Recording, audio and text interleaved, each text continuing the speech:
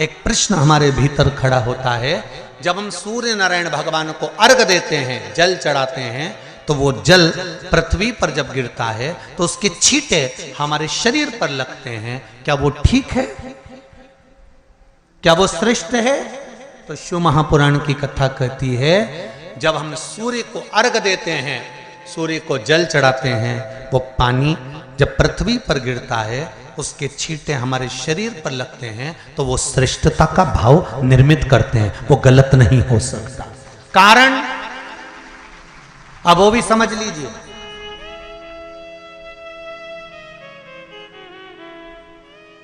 अब सूर्य नारायण भगवान को आप जल चढ़ा रहे हो तो छींटे नहीं लगे, उसके लिए क्या स्टूल पे चढ़ के चढ़ाओगे कि कुर्सी पे चढ़ के चढ़ाओगे? अरे बोलो तो सही। अब कई लोगों के दिमाग में यह बात भरा गई कि हम भगवान को जल चढ़ाते हैं, वो हमारे शरीर में छींटे लगते हैं, जमीन पे से पानी गिरता है, वो हमारे शरीर को छींटे लगते हैं, भगवान को अच्छा नहीं लगता होगा। कौन ने कहा? पहले तो उसको पकड़ के ला।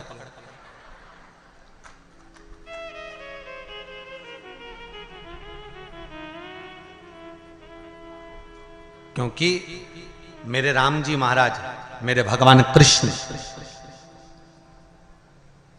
बड़े बड़े संत, साधु, सन्यासी, तपस्वी, साधक, उपासक जितने भी हुए, जिन्होंने सूर्य की आराधना करी, इन्होंने टेबल पे चढ़कर या कुर्सी पे चढ़कर जल नहीं चढ़ाया। इन्होंने पृथ्वी पर खड़े होकर ही, क्योंकि पृथ्वी तत्व के देव हैं शिव। जब हम मृत्यु लोक पर खड़े होकर, पृथ्वी पर खड़े होकर भगवान शंकर का भाग पृथ्वी तत्व को धारण कर कर जल को हाथ में लेकर जब समर्पित करते हैं, और जो जल नीचे गिरता है वो शरीर पर अगर लगता है तो हमको उसका आशीर्वाद ही प्राप्त होता है, दोष नहीं लगता। पर लोगों ने इसको विपरीत कर दिया। कि कौन ने विपरीत करा? कई लोगों ने इसको विपरीत कर दिया। कौन ने विपरीत करा? तो जो दूसरे धर्म के लोग होते हैं, जिनको हिंदू धर्म से नफरत होती है और जो हिंदू धर्म की पूजन, सेवा, अर्चना को समाप्त करना चाहते हैं, वो धीरे धीरे धीरे धीरे कहने लगे कि सूर्य को जल चढ़ाओगे तो शरीर में लगेगा, शरीर में लगेगा तो दोष लगेगा। इसको कह कहकर घर घर में सूर्य को जल चढ़ाना लोगों ने बंद कर दिया कि आप जल चढ़ाएंगे तो दोष लगेगा, शरीर पे छींटा लगेगा, शरीर को ऐसा लगेगा। ये दोष नहीं है। कितनी सुंदर बात है महाराज। सूर्य नारायण भगवान को जब जल चढ़ाया जाता है, हाथ सिर से 8 इंच की दूरी पर होना चाहिए। जम के बोलिए, सिर से कितना ऊंचा होना चाहिए? 8 इंच ऊपर अपना हाथ होना चाहिए मस्तक से सूर्य को जल चढ़ाते समय। और ना चांदी का, ना स्टील का, ना लोहे का, ना प्लास्टिक का, ना कांच का, ना सोने का कोई बर्तन, ना कांसे का, ना एल्युमिनियम का, ना पीतल का, केवल एक पात्र होना चाहिए, वो है तांबे का। काय का पात्र होना चाहिए? तांबे का पात्र। और सूर्य नारायण भगवान को जब 8 इंच ऊपर तुम्हारा हस्त है, और जब हम सूर्य को जल चढ़ा रहे हैं, कैसे जल चढ़ाना है वो भी समझ लीजिए। अगर कोई कैंसर का मरीज है, जिसके चेस्ट में कैंसर आ गया हो, लेफ्ट में, राइट में कहीं पर कैंसर आ गया हो, या कोई गठान आ गई हो, तो महाराज आप जल चढ़ाते समय उस जल की धार को सूर्य भगवान को जब चढ़ा रहे हो, तो धार आपकी गठान की ओर जाना चाहिए, जिससे सूर्य की किरण उस जल में से आपके उस स्थान पर पड़े, उस जगह पर पड़े जहां पर गठान है। महाराज आप लगातार जल तो चढ़ाना चालू करो, अच्छे अच्छे डॉक्टर फेल हो जाएंगे और कह देंगे गठान ठीक हो गई। आपका लीवर और किडनी गड़बड़ कर रहा है, आप प्रतिदिन, आपका स्वास्थ्य गड़बड़ रहता है, आप प्रतिदिन ये ज्योतिष शास्त्र के अंतर्गत, रत्न शास्त्र के अंतर्गत, ये रत्न शास्त्र, ज्योतिष शास्त्र, रंग शास्त्र जो हमारे यहाँ है, रंगों के हिसाब से ये जितने रत्न होते हैं, माणिक हुआ, मोती हुआ, नीलम हुआ, मूंगा हुआ, पुखराज हुआ, ये क्यों कहते हैं ये पीला है, ये सफेद है, ये नीला है, ये लाल है, इसको शरीर में क्यों पहनाते हैं? उसका कारण होता है कि जब शरीर में पहनते हैं सूर्य की किरण उसमें पड़ती है, हमारे शरीर पर वो कलर का इफेक्ट पड़ता है, उस कलर को शरीर पर लगता है, और शरीर पर लगता है तो हमारा शरीर धीरे धीरे, हमारी जो इंद्रियां हैं वो सही होने लगती हैं, काम सही होने लगता है। तो आप कहते हो ना सब, मैं कौन सा नक पहनूं, मैं कौन सा मोती पहनूं, मैं कौन सा पुखराज पहनूं, मैं कौन सा नीलम पहनूं, वो ज्योतिष शास्त्र के अंतर्गत, रत्न शास्त्र के अंतर्गत जितने रत्न हम पहनते हैं ये केवल उस किरण के लिए ही तो पहनते हैं कि जो सूर्य की किरण मिले, उस किरण का प्रभाव हमारे शरीर पर पड़े। तो इन सबसे अच्छा है कि सुबह शंकर भगवान का नाम लो, तांबा का लोटा में जल भरो, 8 इंच ऊपर सिर से हाथ होना चाहिए, और सूर्य नारायण भगवान का दर्शन साधारण नहीं, जो जल तुम चढ़ा रहे हो वो जल की जो धार आ रही है उसमें सूर्य का दर्शन होना चाहिए, तो कैंसर की बीमारी कभी नहीं हो सकती। लीवर, किडनी, हार्ट, आपके हार्ट में अगर तकलीफ है, डॉक्टर ने कह दिया कि इसमें नस चोक है, आपको कहीं ना कहीं छल्ला डलेगा, आपको कह दिया इसमें कुछ ना कुछ प्रॉब्लम आ रही है, आप सूर्य को अर्घ देना चालू कर दो, सूर्य को जल चढ़ाना चालू कर दीजिए। आप सूर्य को जल चढ़ाओ, वो जल की जो तरंग आ रही है, वो जल जो निकल कर जा रहा है, उसकी जो किरण आपके हृदय पर, आपकी छाती पर पड़ रही है, नाड़ियों में पड़ रही है, नसों में पड़ रही है, उसका बल देखो तो सही। 1 महीना लगातार चढ़ाओ, तो 15 दिन 20 दिन कर तो देखो। क्यों राम जी महाराज जल चढ़ाते थे, क्यों भगवान कृष्ण जल चढ़ाते थे सूर्य को, क्यों दशरथ जी महाराज जल चढ़ाते थे, क्यों कश्यप ऋषि जल चढ़ाते थे सूर्य को, सारे 33 कोटि देवता, सारे ऋषिवर, साधु संत सन्यासी तपस्वी साधक उपासक सब भगवान सूर्य को अर्घ दिया करते थे। क्यों देते थे, किस लिए?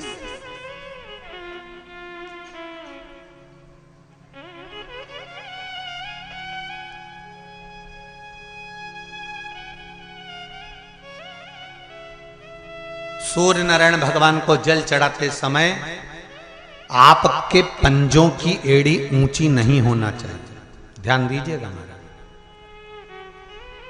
आपका पंजा पांव का पूरा की पूरा जमा होना चाहिए भूमि पर। हाथ कितने इंच ऊपर? 8 इंच ऊपर होना चाहिए। जल जो गिरे, सूर्य की किरण, सूर्य का दर्शन उस जल की रोशनी में करना चाहिए। क्या होगा उससे? जिस बच्चे को आंख में चश्मा लगा हो, मोटे से मोटा चश्मा लगा हो, छूट नहीं रहा हो, तो थोड़े दिन उसको सूर्य का अर्घ चढ़वाना चालू कर दो और जल में से सूर्य का दर्शन कराना चालू कर दो। सूर्य का दर्शन जल में से 2 महीना 2.5 महीना बहुत है, आंख की रोशनी बढ़ जाएगी, चश्मा हट जाएगा। आप कर देखिए। अब एक प्रश्न और खड़ा होता है सूर्य को अर्घ देने का। गुरुजी, पंचदेव पंचायत में सूर्य नारायण भगवान शंकर की पंचायत में हैं। सूर्य नारायण को हम फ्लैट में रहते हैं, हम फ्लैट के अंदर रहते हैं, तो हम फ्लैट में रहते हैं, हमारे यहाँ अगर छज्जा नहीं है, हमारे यहाँ जगह नहीं है, तो हम सूर्य को अर्घ कैसे दें? तो महाराज खिड़की तो होगी, अगर घर में फ्लैट में पानी ढुलेगा और आप लोग नहीं समेट सकते तो एक बाल्टी रख लो, एक पात्र रख लो, पर सूर्य नारायण भगवान को अर्घ देकर रोशनी शरीर पर पड़ना चाहिए। जिंदगी में कभी कोई बड़ी बीमारी नहीं आ सकती। कितने लोग देते हैं सूर्य को अर्घ? जरा हाथ उठाओ। बहुत बढ़िया, बहुत जोरदार। पुरुष लोग भी देते हैं ना, चाहे बच्चे से बच्चा, बच्चों के हाथ में भी 1 लोटा पानी पकड़ाओ। घर में छोटे बच्चे हो ना, उनको तांबे का लोटा दो, पानी दो, जा बाहर खड़े हो जा, 1 लोटा पानी चढ़ा के। पहले दिन आप स्वयं बच्चे के साथ बाहर खड़ी हो, ओटले पर, घर के बाहर खड़ी हो, छत पे खड़ी हो या घर के बाहर खड़ी हो, और बच्चे से कह लो चढ़ाओ बेटा, देखो ऐसा हाथ 8 इंच ऊपर करिए, तांबे का लोटा लेकर पानी धीरे धीरे डोलना है, जैसे वो स्लो मोशन के सीन नहीं होते नाटक में, ये एकदम धीरे धीरे धीरे, बस नहीं तो मालूम पड़े छोरा छोरी एक साथ उंडेल के अंदर नहीं। जल चढ़ाते समय उस पानी में से सूर्य की किरण पड़ना चाहिए, सूर्य की किरण। एक बात और कहना चाहूंगा, अगर आप लोग स्वीकार करेंगे तो, अगर कहीं आपको लगता हो कि बच्चा पढ़ने में कमजोर है, विद्या में कमजोर है, रिजल्ट अच्छा नहीं आ रहा, पढ़ने में कमजोर है, वो पढ़े अपनी जगह पढ़े, वो कार्य करे अपनी जगह करे, मेहनत करे अपनी जगह करे। बच्चों को कह दो कि कुछ समय के लिए सूर्य को अर्घ देना चालू कर। सूर्य की किरण जहां पर ब्राह्मण या हिंदू धर्म का व्यक्ति मस्तक पर तिलक लगाता है, भुकुटियों के बीच में उस सूर्य की किरण इस भुकुटी के बीच पड़ना चाहिए, परंतु पानी कम से कम ना करते हुए स्लो मोशन में धीरे धीरे गिरना चाहिए, एकदम धीरे धीरे। तो यहां एक रेखा सूर्य की किरण से पड़ती है। चंद्रदेव का लड़का था, देखो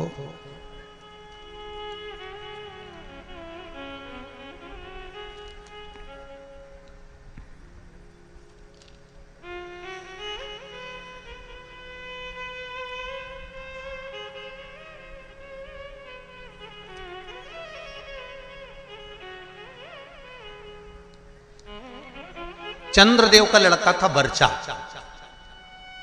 क्या नाम था? जम के बोलिए जरा। वर्चा। सुंदर प्रसंग है शिव पंचायत शिव महापुराण का। जब संसार के हित के लिए, संपूर्ण विश्व कल्याण के लिए ब्रह्मा जी ने 33 कोटि देवताओं को बुलाया और बुलाकर ब्रह्मदेव ने कहा कि हे देवताओं, मृत्यु लोक में द्वापर में भगवान कृष्ण, भगवान विष्णु कृष्ण के रूप में अवतरित होने जा रहे हैं। सारे देवता अपने अपने पुत्रों के साथ में, अपनी अपनी पुत्रियों के साथ में, पुत्र वधुओं के साथ में, धर्म पत्नियों के साथ में 33 कोटि देवता द्वापर में रूप रख रख कर आप भी जन्म लो, आप भी प्रकट हो, क्योंकि भगवान कृष्ण। सारे देवता जाने लगे पर चंद्रदेव ने मना कर दिया। चंद्रदेव बोले कि मैं तो चले जाऊंगा, मना नहीं है, अगर आप कहते हो तो मैं चले जाऊंगा, मैं जाकर रूप रख लूंगा और भगवान कृष्ण की सेवा में लग जाऊंगा, पर मेरा बेटा वर्चा, चंद्रदेव कहते मेरा पुत्र वर्चा नीचे नहीं जाएगा।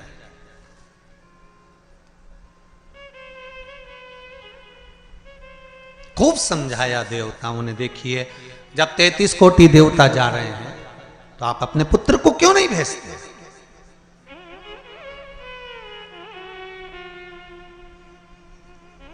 शिव महापुराण की कथा एक बड़ा सुंदर बात कह रही है, अच्छी लगे तो रख लेना, नहीं लगे तो जाते जाते कहीं कोई कुंड या तालाब मिले तो उसमें पटक दे। बात तो कहेंगे व्यासपीठ से, अच्छी लगे तो रखो। देवता कह रहे हैं चंद्रदेव वर्चा को, आपके पुत्र को आप मृत्युलोक में भेजो, जनहित के कल्याण के लिए। जब राष्ट्र हित की बात आए, जनहित की बात आए, धर्म की बात आए, सनातनियों की बात आए, देव और धर्म की बात आए, तो हर माता पिता को चाहिए कि अपने घर के बच्चों को सबसे पहली सीख ये दी जाए कि धर्म का जब मामला हो, सनातनियों का जब मामला हो, जब राष्ट्र सेवा का मामला हो, तो सामने जाकर खड़े हो जाओ, आगे जाकर खड़े हो जाओ। यह हर एक बच्चे को सीख देना चाहिए।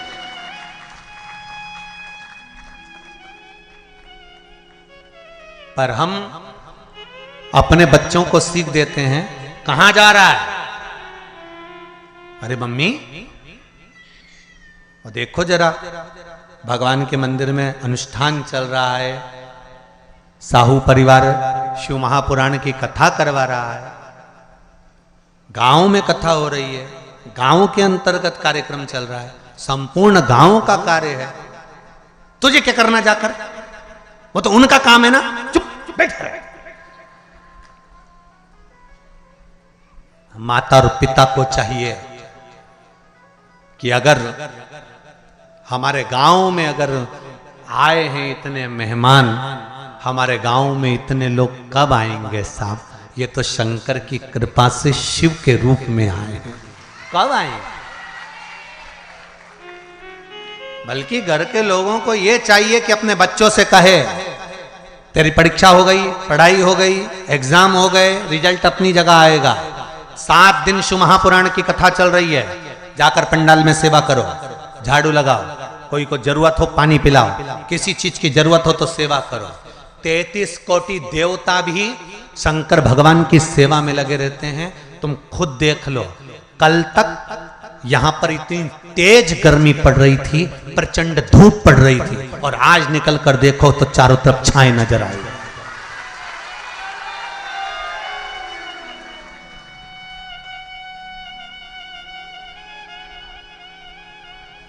कार्यकर्ता कह रहे थे, गुरुजी इतनी गर्मी, इतनी गर्मी, इतनी गर्मी, इतनी गर्मी कि कपड़े तक पसीने में नहा रहे हैं। अब बोलो, गर्मी किस किस को लग रही है आज? जम के तो बोलो जरा, लग रही कहीं? सूर्य नारायण भगवान को भी शंकर जी ने कह दिया जरा छाता लगा ले थोड़ी देर के लिए, 3 घंटा कथा चल रही है। ये शिव कृपा। और पूरे पंडाल में 2 बजे कथा चालू हुई है, और 2 बजे से लेकर अभी जो भी टाइम हो 4:30 बजने वाली है, और उतनी देर में तुम देख लो पूरी जगह छांव ऐसी, सब दूर धूप पड़ रही है, और यहाँ पूरे पंडाल के आसपास ऐसा लग रहा है जैसे भगवान खुद हवा कर रहा, खुद कृपा कर रहा। तो ये शिव कृपा नहीं तो और क्या है? शिव दया नहीं तो और क्या?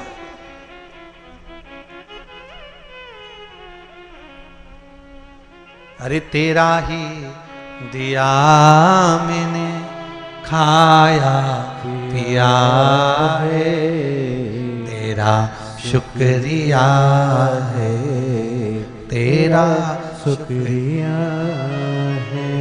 मुझे भोले बाबा ने बहुत दे दिया है, तेरा शुक्रिया है, तेरा शुक्रिया है। जब धर्म हित की बात आए, सनातनियों की बात आए, देव और देवताओं की बात आए, तब हमारे बच्चों को हमें सीख देना है कि आगे बढ़ जा।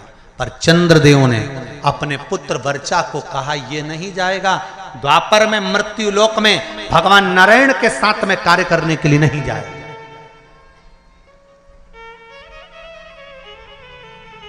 वर्चा को सूचना मिली, वर्चा को खबर मिली।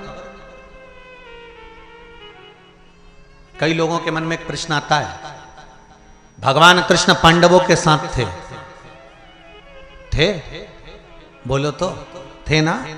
भगवान कृष्ण अगर पांडवों के साथ थे, भगवान कृष्ण को मालूम था अभिमन्यु चक्रव्यूह में फंस चुका है, भगवान कृष्ण चाहते सुदर्शन उठा के अभिमन्यु को बचा सकते थे, भगवान कृष्ण चाहते तो अभिमन्यु की रक्षा कर सकते थे, भगवान कृष्ण चाहते तो अभिमन्यु को बचा सकते थे, अभिमन्यु की रक्षा कर सकते थे।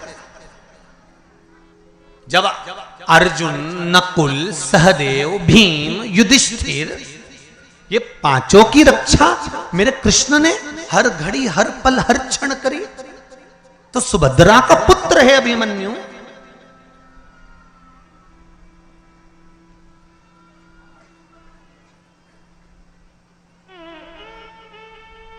अर्जुन का पुत्र है अभिमन्यु, तो फिर अभिमन्यु की रक्षा क्यों नहीं करी? क्या भगवान कृष्ण को नहीं मालूम था कि ये मरने वाला है? क्या भगवान कृष्ण को नहीं ज्ञात था कि मरने वाला है। उसकी कथा है ये।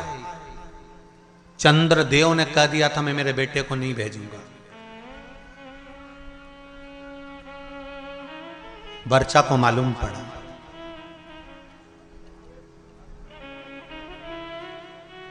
और वर्चा को मालूम पड़ा कि मेरे पिता चंद्रदेव ने मना कर दिया है जनहित के कार्य के लिए, देवहित के कार्य के लिए। क्यों? क्योंकि पुत्र का मोह नहीं छूट रहा, पुत्र आसक्ति नहीं छूट रही। कई लोग आपसे पूछेंगे पूर्व समय में अभिमन्यु कौन था जिसकी रक्षा मेरे कृष्ण ने नहीं करी? पांडवों की रक्षा करी पर अभिमन्यु की रक्षा नहीं करी। लोग आपसे प्रश्न करेंगे, आपको उत्तर देना पड़ेगा। घर के छोटे बच्चे पूछेंगे मम्मी चक्रव्यूह में अभिमन्यु पड़ा था, महाभारत देखकर कहेंगे जब भगवान कृष्ण पांडवों के साथ थे तो अभिमन्यु की रक्षा क्यों नहीं करी? तो आपको बताना पड़ेगा कि अभिमन्यु पूर्व समय में चंद्र का पुत्र वर्चा था और इसकी रक्षा क्यों नहीं करी, वो भी कथा वर्णन कर रही है। यह शिव पंचायत शिव महापुराण में चरित्र आता है हमारा। अभिमन्यु का पूर्व का नाम था वर्चा, चंद्र का पुत्र।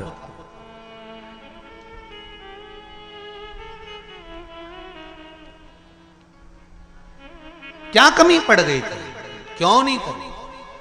वर्चा को मालूम पड़ा कि मेरे पिता ने मुझे मना कर दिया, मेरे पिता ने कह दिया कि मृत्युलोक में मेरा पुत्र वर्चा नहीं जाएगा, क्योंकि पुत्र आसक्ति, पुत्र मोह, पुत्र का स्नेह बड़ा प्रबल होता।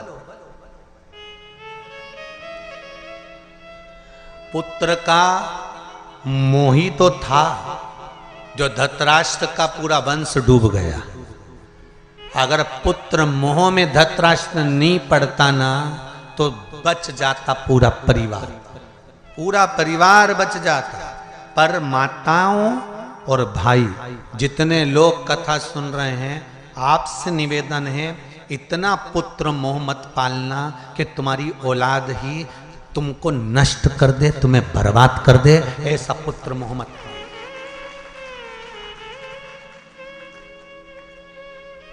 बहुत पुत्र मोह है आज के जमाने में। मेरा बेटा, मेरा बेटा, मेरा छोरा, मेरा छोरा, मेरा छोरा, और छोरा छोरा छोरा, और जब आई छबीली फिर काय का छोरा।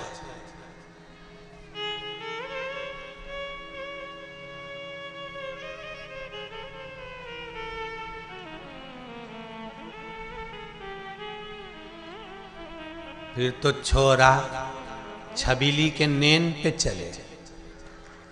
छबीली एक बार घूर के देख लेनी,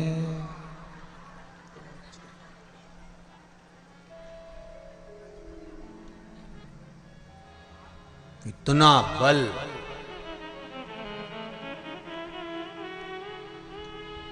इतनी बार घर से निकलता था, कभी मम्मी से कहकर नहीं जाता था कि मैं यहाँ जा रहा हूं।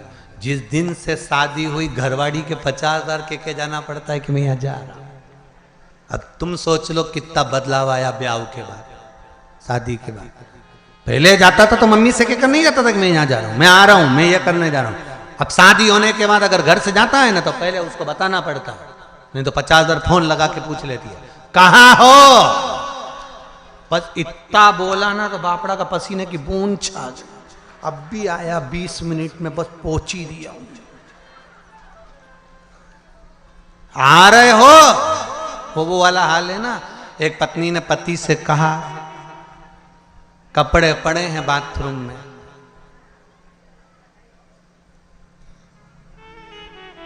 धो देना, नहीं तो मैं धो दूंगी।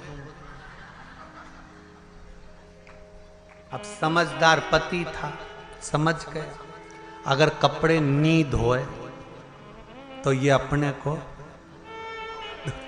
मतलब एक ही लाइन बोली उसने जगदम्बा ने, बाथरूम में कपड़े पड़े हैं धो देना, नहीं तो मैं धो दूंगी। अब उतने में समझदार पति समझ गया कि अपन को धोना जरूरी है, नहीं तो ये अपने को धो देगा। तो बेचारा नहाया बाद में, पहले वाने कपड़े ही धोया क्योंकि उसको मालूम था नहीं तो अपने धो देगी दारू। ये निवेदन है आप सबसे।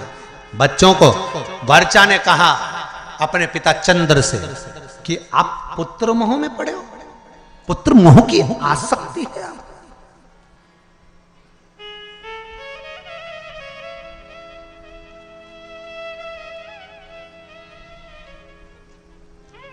पुत्र मोह की आसक्ति।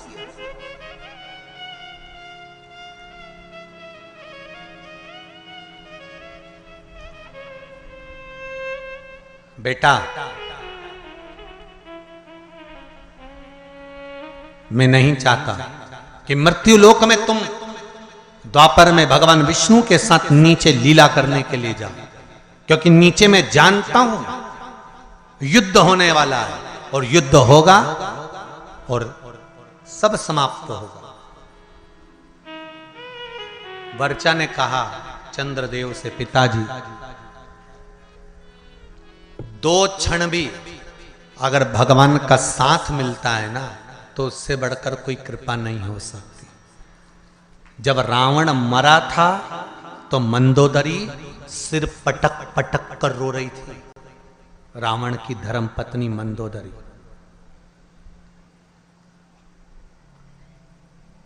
तो भगवान राम ने मंदोदरी से जाकर कहा, मंदोदरी तुम राजमाता हो, मंदोदरी तुम लंका की राजमाता हो, तुम रानी हो लंका की, पति के लिए वियोग कर रही हो,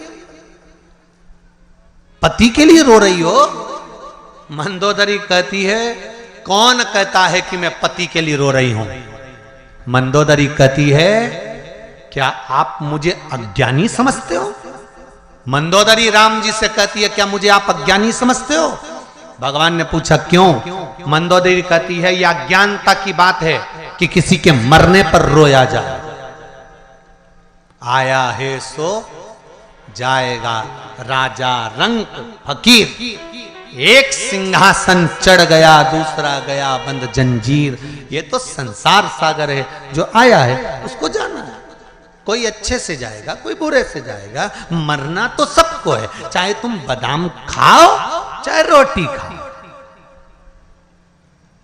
राख का ढेर सबका बनना। कहीं की ब्यूटी क्वीन भी होगी ना, उसके मरने के बाद राख क्वीन नहीं होगी।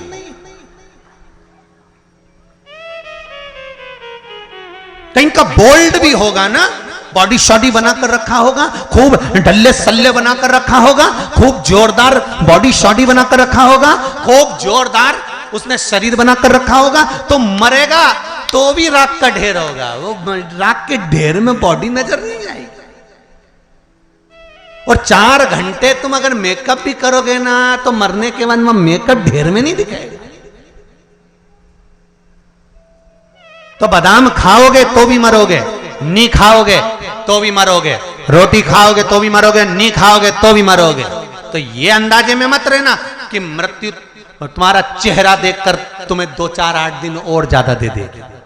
हो यमराज से किसी की रिश्तेदारी थोड़ी ना कि तुम जोरदार बहुत जोरदार श्रृंगार मिंगार करके रहो, 2 घंटा तक पेंसिल लाइन खींचो, डब्बा भरो, फिर खजूर वाली चोटी करो, ने जोरदार तैयार मैयार होके रहो। तो तुम सोचो कि यमराज आएगा तो मैं तो उससे कह दूंगी ने बाजू वाली के ले जा, ने मेरे को छोड़ जाओ। तो यमराज का तुम्हारा काका जी लगे तो छोड़ जाएगा। इस अंदाजे में मत रहना रही हो छत्तीसगढ़ वाली। सुन लो ओ बमलेश्वरियों देवियों, अच्छे से सुन लेना, इस अंदाजे में मत रहना। तो वर्चा ने कहा, पिताजी तुम्हारा ये मोह ये ठीक नहीं है। अगर ये मोह ठीक नहीं, ये आसक्ति पुत्र के प्रति ये ठीक नहीं है, ये मोह ठीक नहीं है। कहा, समझाया, भले थोड़े क्षण के लिए, कुछ देर के लिए मुझे भगवान विष्णु का संग मिले, उनका सानिध्य मिले।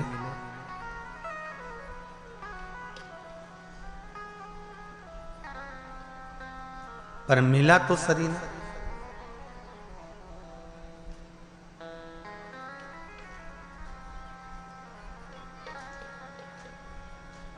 कुछ देर का सानिध्य अगर हमको अच्छा मिल रहा है, कुछ देर का सानिध्य, तो पहले भगवान को धन्यवाद देना कि हमको अच्छे लोगों का संग सानिध्य मिल रहा है।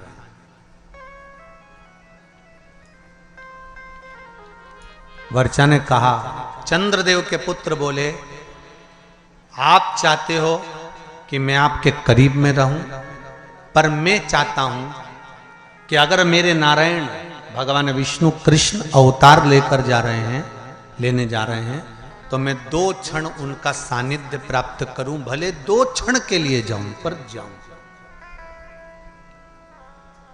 अपने नजदीक में अगर शिव महापुराण की कथा हो, कहीं आसपास क्षेत्र में कहीं कथा हो, सत्संग हो, तो प्रयास करना कि भले थोड़ा समय जाऊं, पर जाऊं, शिव की आराधना कर आऊं, शंकर की उस धरा को चरण छू कर आऊं, जहां का कंकर शंकर है, उसको छू,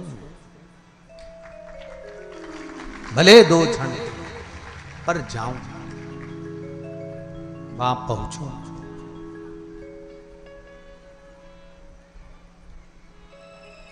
अविरल भक्ति को मैं प्राप्त करूं।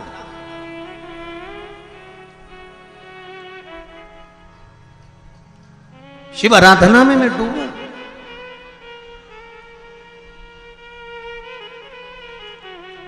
वर्चा, मुझे जाना है, पर पुत्र, मैं तुझे भेजने से पहले देवताओं से बात करूंगा। चंद्रदेव ने बुलाया भगवान ब्रह्मा को और ब्रह्मदेव से कहा, प्रभु मेरी एक बात को स्वीकार करेंगे? बोलिए, क्या बात? मैं अपने पुत्र वर्चा को भेजने को तैयार हूं, पर चाहता हूं कि ज्यादा समय मेरा पुत्र मृत्यु लोक में ना रहे, तुरंत मेरे पास वापिस लौट कर आ जाए। ब्रह्मा जी ने कहा, तथास्तु। जब भगवान विष्णु का कृष्ण अवतार होने वाला था, तब ब्रह्मदेव ने हाथ जोड़कर भगवान विष्णु से, कृष्ण से कहा था, हे कन्हैया, कृपा करना, आप अर्जुन को, नकुल को, सहदेव को, भीम को, युधिष्ठिर को, और भी जितने जितने हैं, इनको बचा लेना, पर चंद्र का पुत्र वर्चा जो अभिमन्यु बनकर जन्म लेगा, इसको मत बचाना, क्योंकि इसके प्राण छूटेंगे, ये तुरंत अपने पिता के पास चले जाए।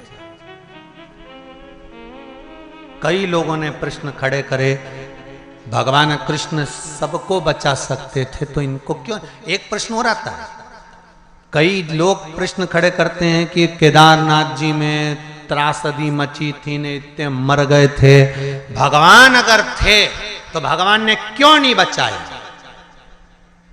तुम्हारा जब जन्म होता है, ऊपर लिखा पड़ी होती है कितने समय के लिए जाना चाहते हो, सील ठप्पे ऊपर से लगे होते हैं, नीचे नहीं। जब अभिमन्यु जन्म ले रहा है, तो वर्चा स्वयं चंद्रदेव करेंगे, मेरा पुत्र मुझे शीघ्र चाहिए।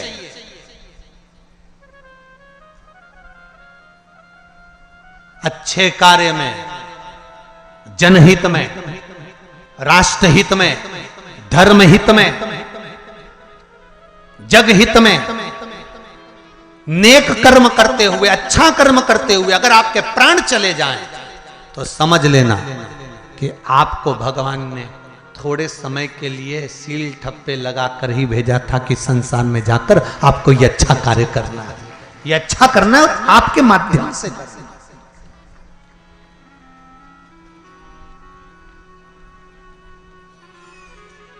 जाओ आप ये कर्म करें। वर्चा अभिमन्यु बनकर जन्मे, आए, कर्म करा। स्वयं भगवान कृष्ण को ध्यान में था कि अभिमन्यु को घेर लिया गया है, इसको छुड़ाना चाहिए, पर नहीं छुड़ाया। अर्जुन ने कहा मेरा पुत्र मर रहा था और आपने बचाया नहीं।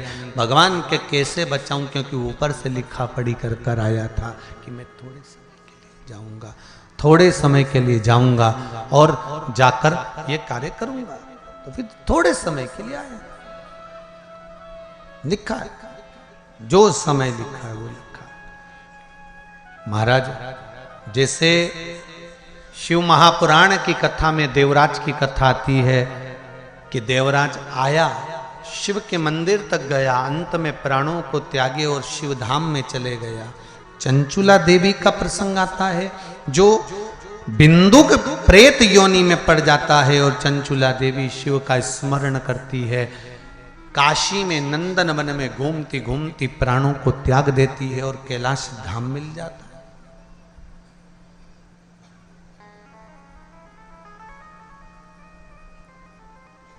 कैलाश धाम मिल गया उनको। तब वहां पर भी उसको सुख नहीं मिलता, क्योंकि पति स्मरण में आता। इसकी गति क्या है? मेरा पति चोरी कर कर लाया, कपट कर कर लाया, छल कर कर लाया, बेईमानी कर कर लाया, प्रपंच कर कर लाया, ला ला कर मुझे दिया, पर उसको प्रेत की योनि मिल गई। भोग तो मैंने भोगा है ना, उसको प्रेत की योनि मिल गई। उस प्रेत योनि से उसको छोड़ाना, उस प्रेत योनि से उसको मुक्त करना। तो उसने देवाधिदेव महादेव से प्रार्थना कर कर फिर तुमरुका जी से शिव महापुराण की कथा सुनना चाहिए। शंकर और पार्वती ईश्वर जी और गोरा जी बनकर पधारे। हमारे बीच में ईश्वर जी और गोरा जी आ रहे हैं। जोरदार ताली बजाकर स्वागत करें शंकर और पार्वती का। ईश्वर जी गोरा जी बनकर, गणा और गोर बनकर पधार रहे हैं। बोल काशी विश्वनाथ भगवान की जय।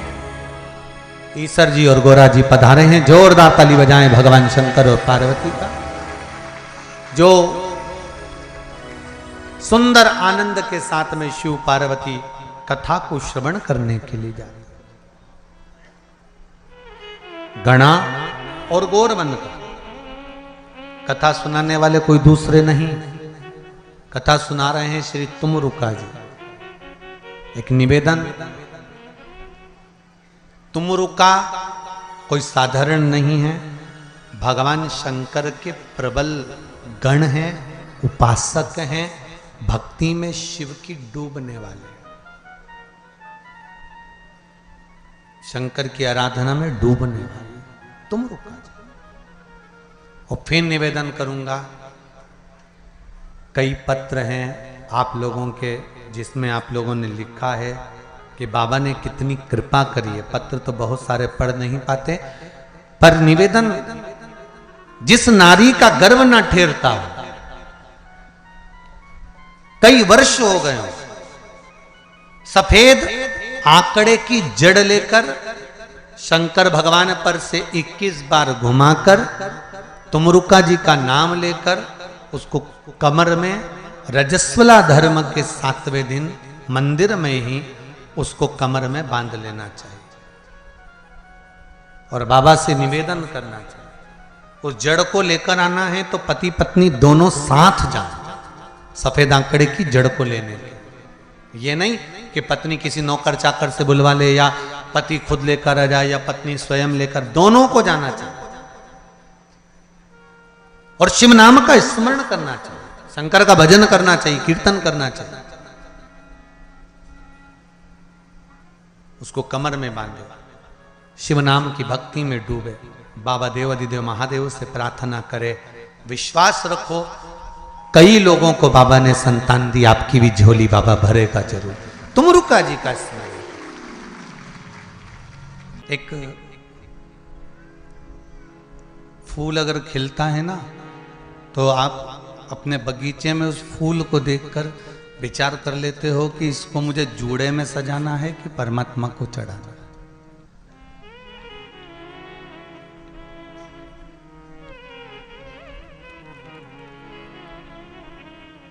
इस फूल को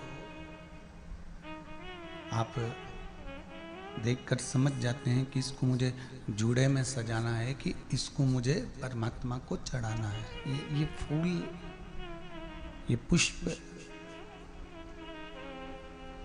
जो बगीचे में लगाया गया है, जो बगीचे में निर्मित हुआ है, प्रकट हुआ है, उगाया गया है, इसको कैसे संजोना है, इसको कैसे कहाँ लेकर जाना है, इस पुष्प को कहाँ तक पहुँचाना है।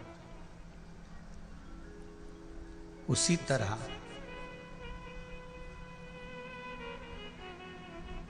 जैसे पुष्प के लिए विचार करा जाता है कि ये पुष्प मुझे जूड़े में लगाना है कि भगवान को चढ़ाना है, कहाँ समर्पित करना है, इसको मुझे कहाँ तक पहुँचाना है इस पुष्प को। उसी तरह यहाँ शिव महापुराण की कथा भी कहती है कि परमात्मा ने अपने बगीचे में, इस संसार सागर में हमारा जो जन्म कराया है, हमें जो जन्म दिया है, हम भी उसके बगीचे के एक पुष्प हैं। हम भी उसकी बगीचे के पुष्प हैं और उस बगीचे के पुष्प को परमात्मा भगवान की भक्ति में रमाना चाहता है या संसार सागर में इसको उलझाना चाहता है, यह परमात्मा निश्चित कर कर भेजता है। पर कुछ प्रयास आपका, कुछ प्रयास हमारा होना चाहिए।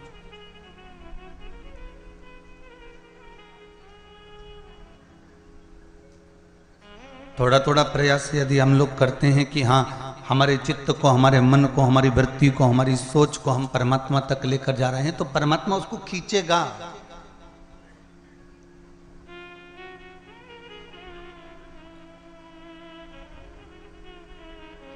और यदि हमने सोच लिया कि ये परमात्मा को हमको देना ही नहीं है,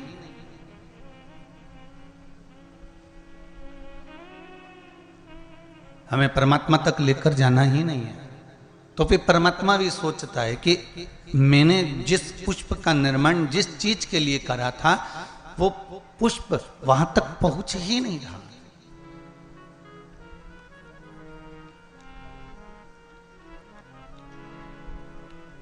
शंभु शरणे पड़ी मांगू घड़ी रे घड़ी, दो काटो दया करी दर्शन आपो।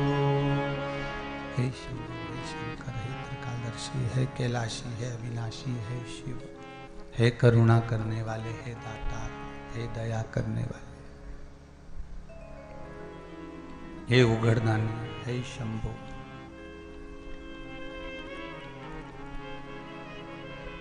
ये जो शरीर मिला,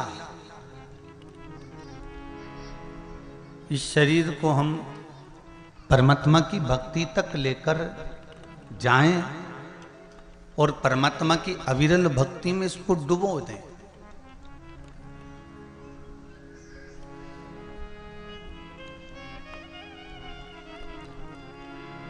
जो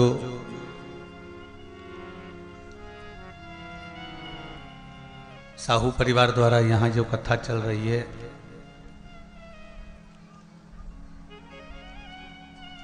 छुरिया के पास में हरकोसा में, छत्तीसगढ़ की इस पावन धरा से जो कथा आप श्रवण कर रहे हैं, ये शिव पंचायत शिव महापुराण की कथा है।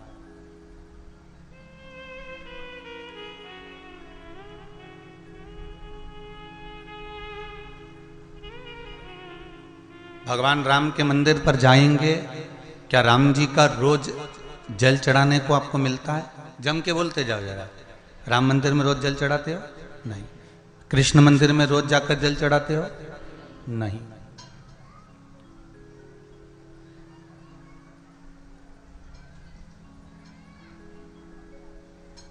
किसी भी देवता के मंदिर में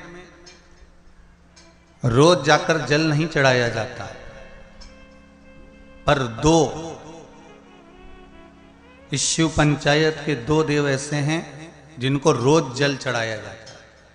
एक सूर्य नारायण और दूसरे मेरे देवाधिदेव महादेव, दोनों पर जल रोज चढ़ता है प्रतिदिन।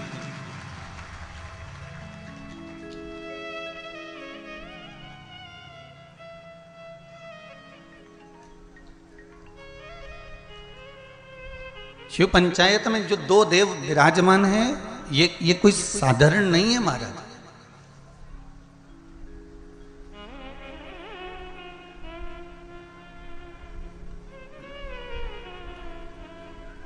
इन दोनों देवताओं पर जल जो चढ़ाने का क्रम है,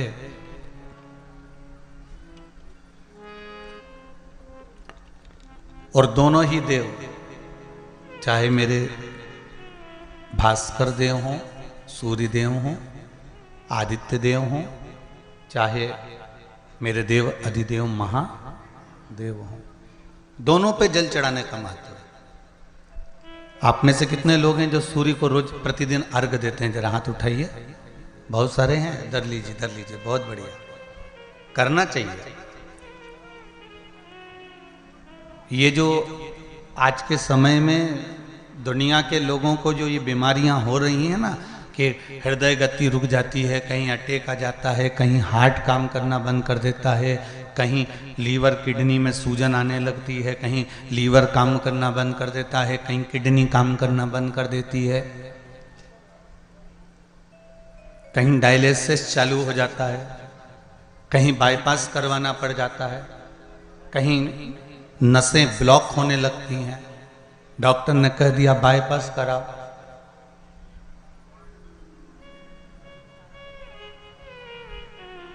सारी बीमारियों को, सारे रोगों को समाप्त करने का यदि कोई तरीका है, कोई उपासना है, कोई नियम, कोई धर्म, कोई अनुकूल, कोई भगवत सेवा है, तो वो शंकर के शिव पंचायत में जो ये 5 देव विराजमान हैं, इनकी सही तरीके से अगर पूजन को समझ लिया जाए, इनके नियम को समझ लिया जाए, तो ऐसी कोई बीमारी नहीं जिसका इलाज नहीं है। महाराज, अगर समस्या है तो समस्या कितनी भी बड़ी से बड़ी हो, कितनी बड़ी से बड़ी हो, अगर समस्या बड़ी है तो समस्या का हल भी निश्चित है। अगर कोई रोग आया है तो उसकी दवाई है।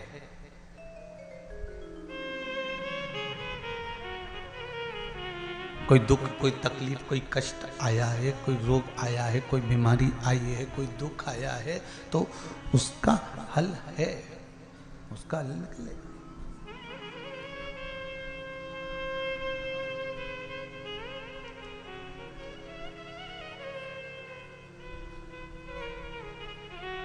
शिव पंचायत को हमें समझना है। और छत्तीसगढ़ की इस पावन धरा से कथा सुन रहे हो, मां बमलेश्वरी के पास में बैठकर हम भी सोचे कि आखिर ये कथा शिव पंचायत मां बमलेश्वरी के पास क्यों हो रही है? क्योंकि पंचायत में, शंकर की पंचायत में 5 देव हैं। पहला विष्णु, दूसरा सूर्य, तीसरा गणेश, चौथी है मां दुर्गा और 5वें नंबर पर है शंकर। ये 5 देव मिलकर शिव पंचायत बनती है। तो हमने विचार करा कि आखिर ये मां बमलेश्वरी के पास में कथा क्यों हो रही है, डोंगरगढ़ के पास में ये कथा क्यों हो रही है, डोंगरगढ़ बमलेश्वरी से 25 किलोमीटर दूरी पर यह कथा क्यों हो रही है। तो समझ में ये आया कि मां बमलेश्वरी दुर्गा भवानी इस कथा को इसलिए करवा रही है क्योंकि शिव पंचायत में 5 देवताओं में आद्य शक्ति बमलेश्वरी ही मूल रूप से विराजमान है। नहीं तो शिव पंचायत तो अभी चाहते तो देपालपुर हो सकती थी, या फिर आगे रायसेन में कथा है वहां हो सकती थी। अभी रायसेन में भी कथा है 3 तारीख से, 3 अप्रैल से शायद रायसेन में कथा। वहां पर शिव त्रिपुंड, शिव महापुराण की कथा रखी है, त्रिपुंड शिव महापुराण। तो शिव पंचायत शिव महापुराण की कथा वो भी बमलेश्वरी के चरणों में। और सबसे ज्यादा भाग्यशाली तो हमने पहले भी कहा है,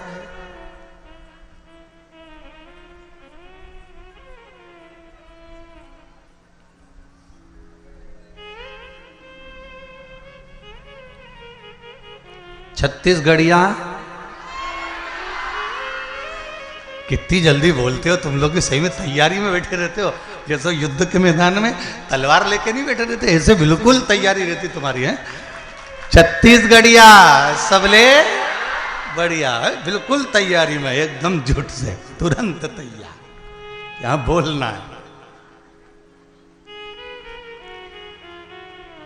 अच्छा, जैसी कथा में तुम लोग आए हो ना, वैसी वैसी तैयारी हमारे साहू परिवार ने भी करी। साहू परिवार से हमने पूछा कि तुम्हारा छोटा सा गांव बताओ, कहाँ डोंगरगढ़, कहाँ छुरिया, और छुरिया में भी प्रवेश कर कर छोटा सा गांव या हल्को सा।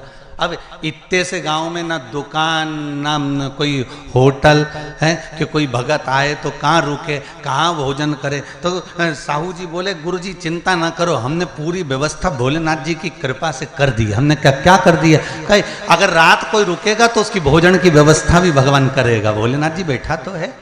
और धन्यवाद दूंगा साहू परिवार को, बहुत बहुत धन्यवाद। बड़े से बड़ा ट्रस्ट, बड़े से बड़ी समिति कथा करवाती है, तब जाकर इतनी व्यवस्था कर पाती है।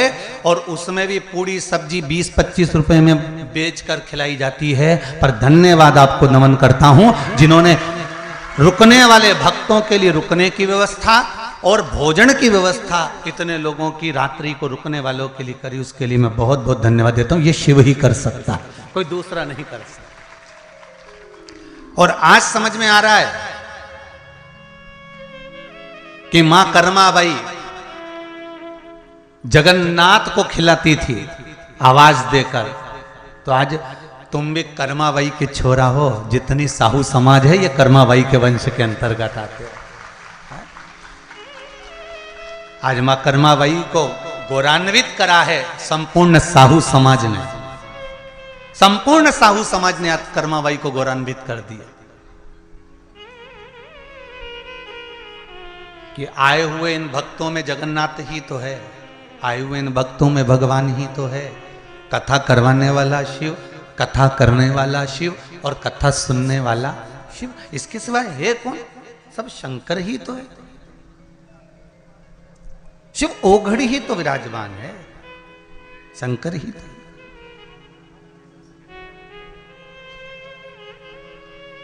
और हम तो महाराज केवल इस पोथी और पुराण को लेकर आते हैं, और जितना है इसमें खजाना भरा हुआ आपको लुटाने का प्रयास करते हैं कि आप इसको लूट लो, आप अपने पास में इसको रख लो, फिर मौका मिले ना मिले इसको संजो लो, इसको रखिए। शिव आराधना में अगर हमारा चित्त लगा हुआ है, ये जितनी जितनी बीमारियां हैं, फिर निवेदन करूंगा छत्तीसगढ़ की इस पावन धरा से, चाहे हार्ट से जुड़ी हो, चाहे लीवर से जुड़ी हो, चाहे किडनी से जुड़ी हो, चाहे बड़े से बड़ी, यहां तक शरीर में अगर गांठ भी पड़ी हुई है, तो इन शिव पंचायत के एक एक देवता का पूजन का विधान समझ लीजिए बस।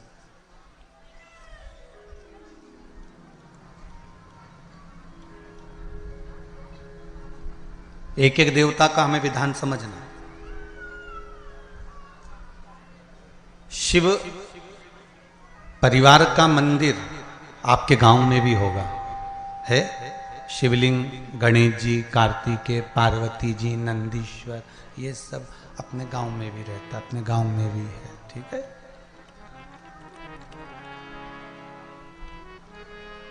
शिव पंचायत बोलते जाओ। 5 कौन कौन? भगवान विष्णु, गणेश जी, दुर्गा भवानी, सूर्य नारायण भगवान और भगवान शंकर, ये 5, ये शिव पंचायत के देव हैं।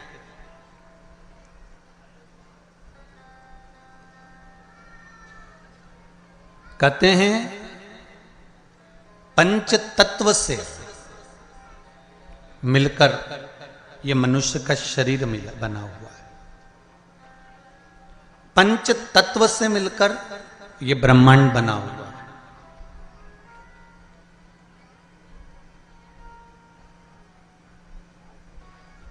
पंच तत्व से मिलकर ही शरीर है और पंच तत्व से मिलकर ही ब्रह्मांड। पांच देव, जब हमारा शरीर छूट जाता है, आत्मा चली जाती है, शरीर जब पड़ा रहता है, तब इसको अग्नि में दिया जाता है। अग्नि में देते हैं तो ये 5 भाग अलग अलग इसके चले जाते हैं। पंच तत्व का शरीर।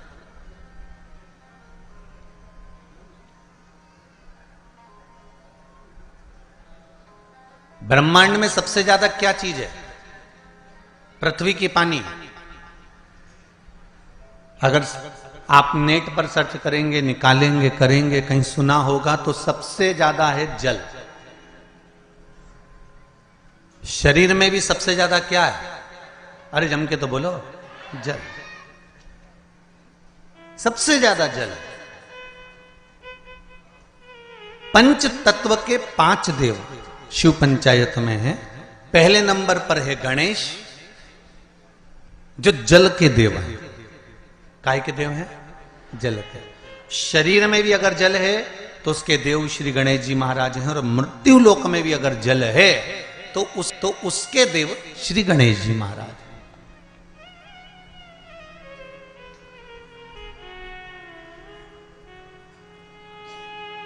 हमारे जीवन में शरीर में जल ज्यादा है, मृत्यु लोक में ब्रह्मांड में जल ज्यादा है। इसलिए सर्वप्रथम किसको बनाया गया? श्री गणेश जी महाराज को। क्यों? क्योंकि ये जल के देव हैं। जिसकी संख्या ज्यादा हो, शरीर में पंच तत्वों में जल की मात्रा ज्यादा है, इसलिए गणेश को प्रधान बनाया गया। एक पत्र ज्यादा तो पढ़े नहीं है, ये थोड़े पढ़े हैं, बाकी के बहुत सारे पत्र हैं। अभी इतने पत्र और हैं जिनको भी पढ़ते हैं, जैसा भजन आएगा। पर इसमें देखिए बड़ा सुंदर भाव लिखा है।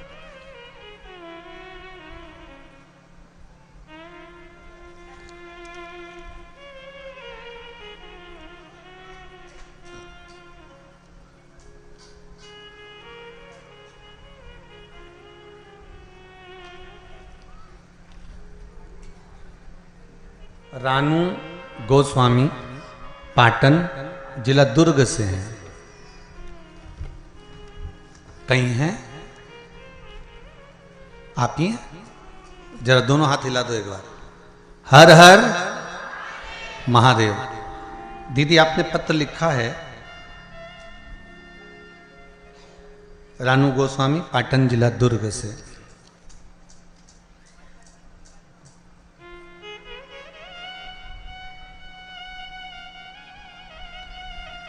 पत्र में लिखा है रानू जी गोस्वामी ने, मैं ग्राम पाटन की रहने वाली हूँ, जिला दुर्ग की रहने वाली हूँ। मैं पशुपति व्रत का क्या वर्णन करूं गुरुदेव। दीदी आपने पत्र में लिखा है, मेरे जेठ जी का काम छूट गया था, कोई काम नहीं था। आपकी भिलाई में कथा जब शुरू हुई तब हम लोगों ने सुनी थी। कथा सुनने के बाद पशुपति नाथ का व्रत किया, जिसके प्रभाव से उनको पुनः काम मिल गया, और काम भी मिला तो ऐसा कि जो सोचा ही नहीं था, ये शिव की कृपा से प्राप्त हुआ। पत्र में लिखा है। और इसी पत्र में पंचदेव के जलदेव का वर्णन भी आया, उसको समझिएगा जरा, देखिए।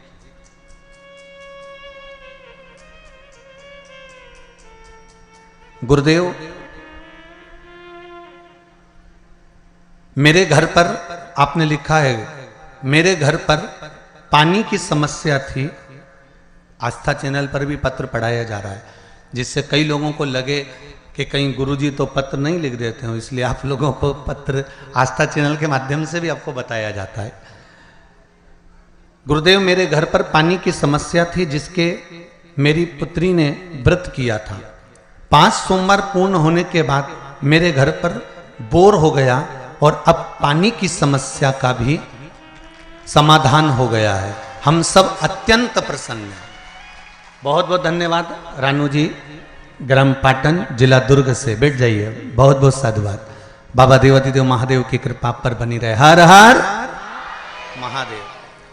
अर्थात इस पत्र के माध्यम से हमको यह समझना है कि हम शिव की आराधना केवल अकेले नहीं कर रहे हैं। फिर एक निवेदन करूंगा आप लोगों को, आप अगर शंकर जी के मंदिर में एक लोटा पानी चढ़ा रहे हो ना, तो ये विचार मत करना कि हमने केवल शंकर जी को चढ़ाया। शंकर भगवान की जहां कटी होती है, अर्थात जो नीचे की पीठ होती है जिसपे शिवलिंग रखा होता है, वो पीठ है माँ दुर्गा भवानी, माँ आदिशक्ति, माँ जगदम्बा, माँ दुर्गा, माँ देवी। और शिवलिंग जो रखा हुआ है वो शंकर का स्वरूप है। ऊपर से जो जलाधारी में से जल गिर रहा है एक एक बूंद, वो जया, विषहरा, शामरी वारी, दौतली, देव, शिव जी की 5 बेटियां। जो शिवलिंग के सामने एक मोटी सी बीच में लाइन होती है, वो शंकर जी की छोटी लड़की अशोक सुंदरी है। और जो दोनों साइड में भाग नजर आता है, ये गणेश जी और कार्तिकेय जी महाराज। गणेश और कार्तिकेय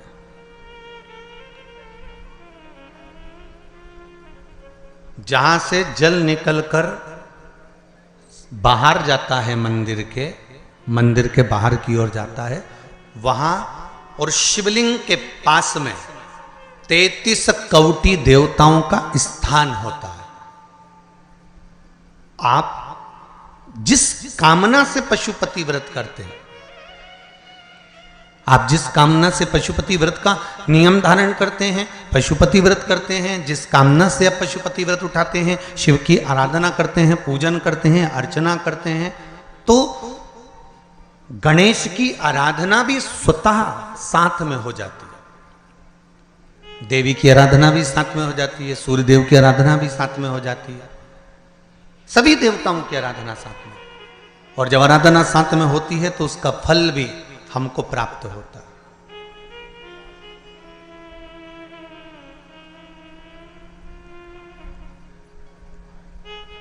उसका फल भी हमको मिलता है। जैसे शिव पंचायत का पूजन कर कर एक कलश में जल भरकर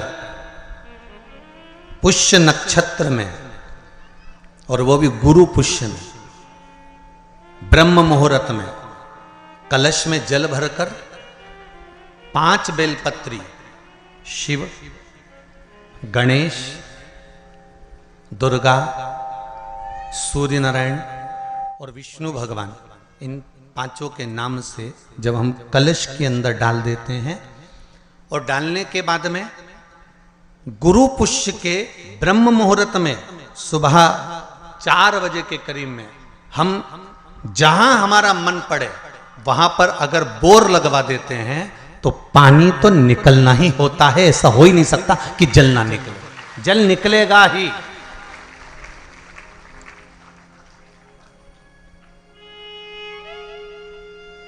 बस जो 5 देव के नाम से अपने 5 बेलपत्री जल के पात्र में रखी, वो कलश जहां बोरिंग हो रहा है उस स्थान पर रखा होना चाहिए। जहां बोरिंग हो रहा है उसके पास में रखा होना चाहिए। कब तक? जब तक वो जल ना निकले, और निकलेगा पर ब्रह्म मुहूर्त में ही, गुरु पुष्य के दिन उसका जल खनन होना चाहिए महाराज। भूमि में से जल के लिए प्रयास होना चाहिए। पंचदेव फिर ध्यान दे लेना। 5 देव कौन से?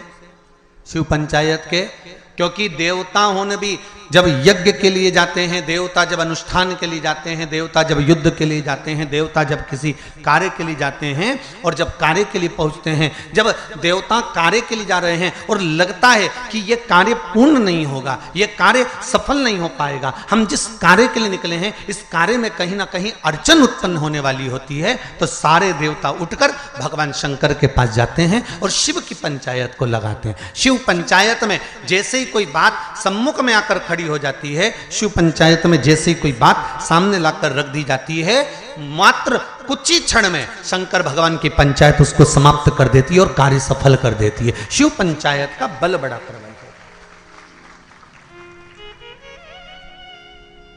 अब एक बात और ध्यान दीजिए, कई लोगों के मन में आता है गुरुजी शिव परिवार के मंदिर जाता होते हैं तो शिव पंचायत के मंदिर क्यों नहीं बनते? इंदौर में एक मंदिर है, छत्तीसगढ़ में भी एक मंदिर है, उसकी सूचना भी मैं कल उसमें देखेंगे अपने लिंग पुराण के अंतर्गत, तो उसमें निकल जाएगा। उज्जैन में भी एक मंदिर है। तो शिव पंचायत के मंदिर क्यों नहीं बनते गुरुदेव? प्रश्न तो खड़े होते हैं। एक प्रश्न आया है, अच्छा है, देखिए।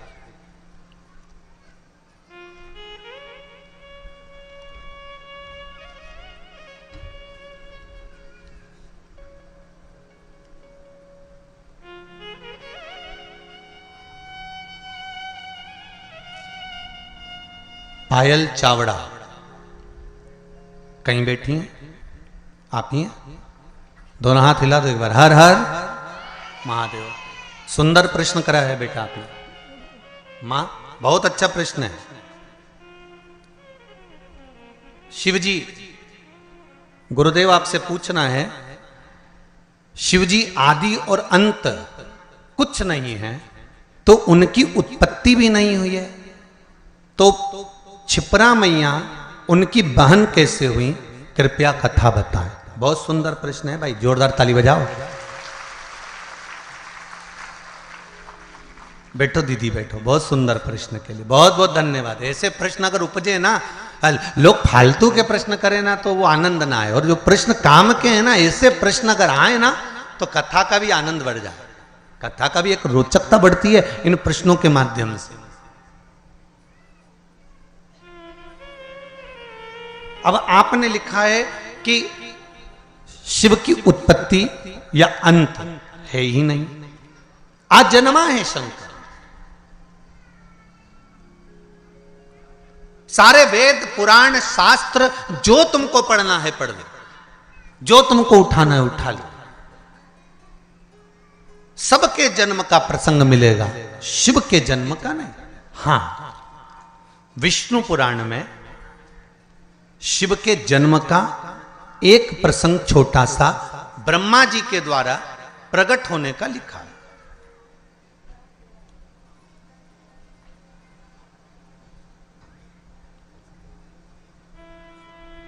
अब एक बात समझने वाली है, आजन्मे शिव हैं तो उनकी बहन कैसे? तो शिव महापुराण कहती है, स्कंद पुराण का काशी खंड और उज्जैनी खंड आप अगर ध्यान देंगे तो उसमें मिलेगा आपको, श्रवण करेंगे आप या उसको पढ़ेंगे उज्जैनी खंड के अंतर्गत, काशी खंड के अंतर्गत, स्कंद पुराण में, तो उसमें एक बात बड़ी सुंदर लिखी है स्कंद पुराण में।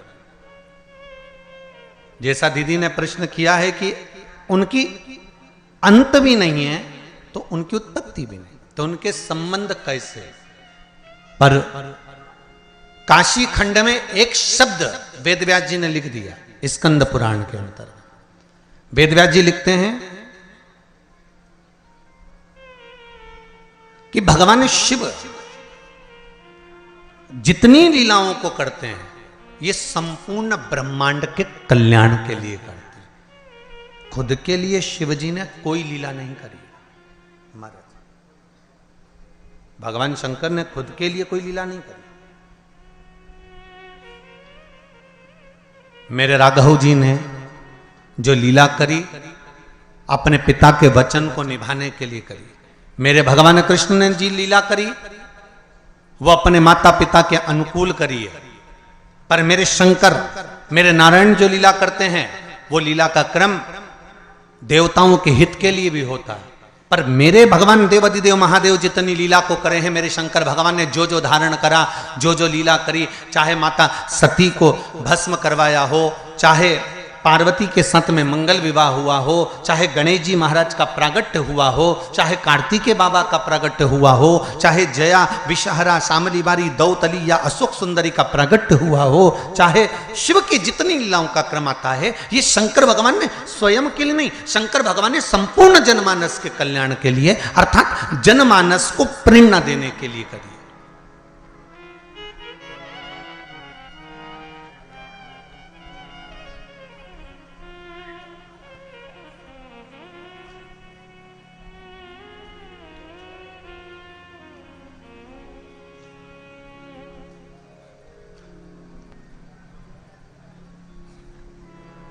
पार्वती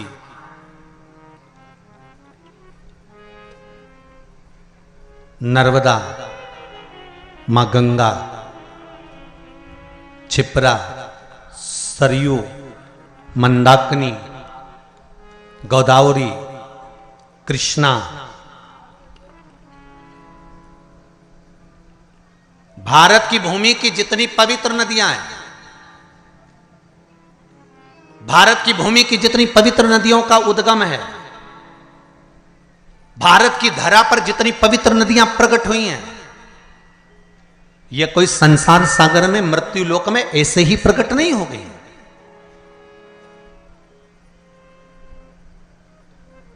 देव अधिदेव महादेव के पास में बारंबार सारी नदियों के लिए प्रागट्य के लिए निवेदन किया गया, पंचायत में यह सिद्ध किया गया, तब जाकर इन नदियों को प्रकट किया गया। और एक बात अपने जीवन में उतार कर रखना, जितनी पवित्र नदियों में आप स्नान के लिए जाओ, जितनी पवित्र नदियों में आप स्नान करने के लिए जाओ, आपसे करबद्ध हाथ जोड़कर निवेदन है कि उन नदियों की पवित्रता पर कभी दाग लगाकर मत आना। परंतु आप और हमने सारी पवित्र नदियों को गंदा कर कर रखा, सारी पवित्र नदियां।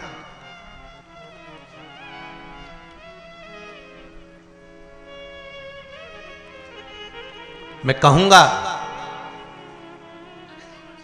यमुना के घाट पर बसा है दिल्ली। दिल्ली कहां पर बसा हुआ है? यमुना के घाट पर बसा हुआ है। आगरा यमुना के घाट पर बसा हुआ है। मथुरा और वृंदावन यमुना के घाट पर बसा हुआ है। बड़े बड़े तीर्थ मां नर्मदा के घाट पर बसे हुए हैं। बड़े बड़े तीर्थ मां गंगा के घाट पर बसे हुए हैं। बड़े बड़े तीर्थ मां कृष्णा के घाट पर बसे हुए, गोदावरी के घाट पर बसे हुए हैं।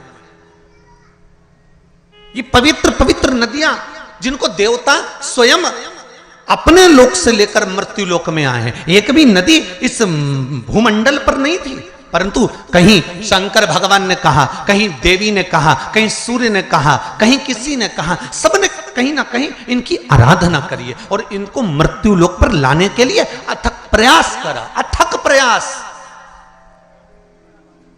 अगर आप शिव पंचायत की कथा को सुन रहे हो तो अपने जीवन में एक बात उतार कर रखना कि शिव पंचायत में एक एक नदियों के उद्गम की कथा का वर्णन है महाराज। और सारे देवताओं ने घोर तप कर कर, घोर घोर तप कर कर इन नदियों को पृथ्वी पर लेकर आए, भूमंडल पर लेकर आए। और नदियां जब भूमंडल पर आ गई, जरा विचार करिए, हजारों हजार वर्ष तक ऋषियों ने, संतों ने, साधुओं ने, देवताओं ने तप साधना करी, तब ये नदियां पृथ्वी पर आई। और पृथ्वी पर आने के बाद ये नदियां इतनी पवित्र रही।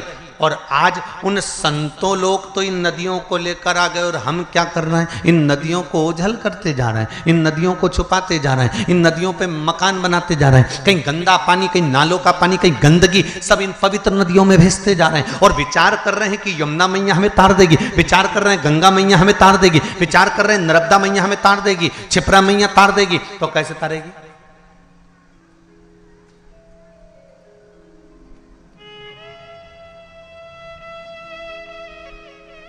आपके जीवन को सुख देने के लिए, मेरे को साहू जी बता रहे थे,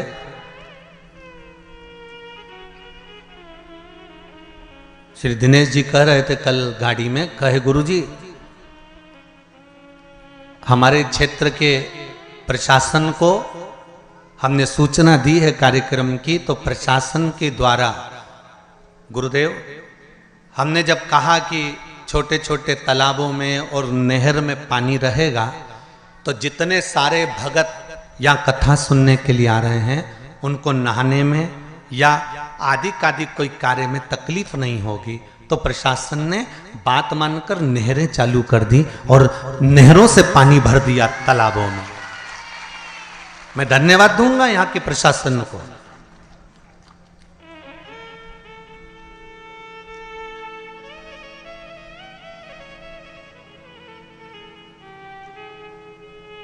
जिन्होंने नहरें चालू कर दी कि भगत लोग अगर इस छोटे से गांव में जब इतनी बड़ी कथा हो रही है, इतना बड़ा पंडाल लगा हुआ है, इतने जनमानस, और विश्वास नहीं था कि आज पहले दिन इतने जंगल के अंदर गांव, गांव के अंदर गांव, गांव के अंदर गांव।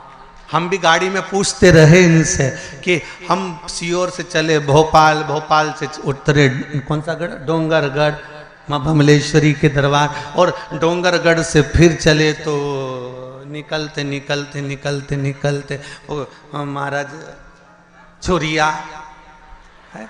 अब हम समझे कि छुरिया ही हलकोसा होगा, हलकोसा ही छुरिया होगा।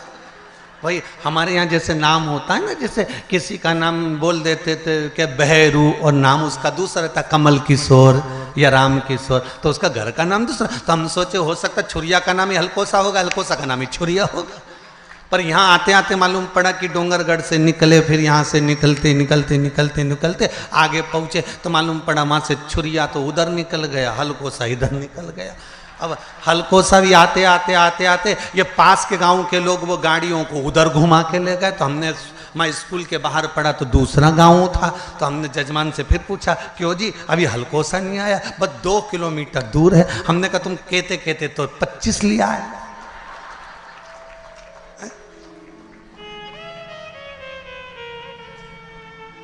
पर साहू जी बहुत बहुत आनंद का विषय ये है कि इस हलकोसा गांव में जिसने छत्तीसगढ़ वालों ने कथा नहीं सुनी वो बाद में पछताएगा, ये पक्का है। इतनी शांति, इतनी शीतलता, इतना आनंद भरा हुआ है इस गांव के अंतर्गत, शांति और शीतलता और एक आनंद यह कथा का।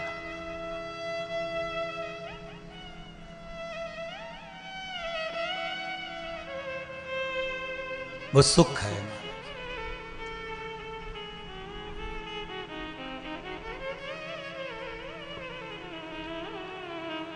पवित्र पवित्र नदियों का उद्गम हमारे यहां शिव महापुराण में वर्णन है महाराज।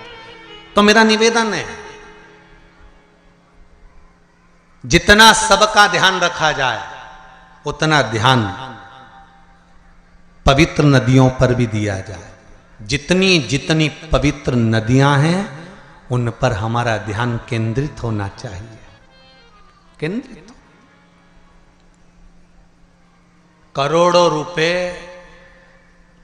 नदियों की सफाई पर खर्च हो जाते हैं, पर पता नहीं पड़ पाता कि वो नदी की सफाई हुई कि रुपए की सफाई हुई।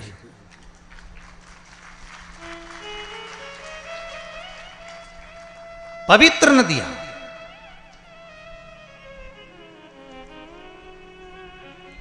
चाहे गंगा हो, यमुना हो, सरयू हो, क्षिप्रा हो, सरस्वती हो, ये सब मेरे देवादिदेव महादेव ने जिनको प्रकट करा है, इन नदियों को लेकर आए। जैसे जीजी ने प्रश्न करा कि शिव आ जन्मा है, शंकर आ जन्मा है, तो उनकी बहन कैसे हुई? शिव महापुराण की कथा कहती है कि भगवान शंकर को एक दूषण नाम के राक्षस का संहार करना था जो ब्राह्मण के बच्चों का रक्त निचोड़ कर पी रहा था। तो शिव लीला करने के लिए एक नदी को प्रकट करना चाहते हैं।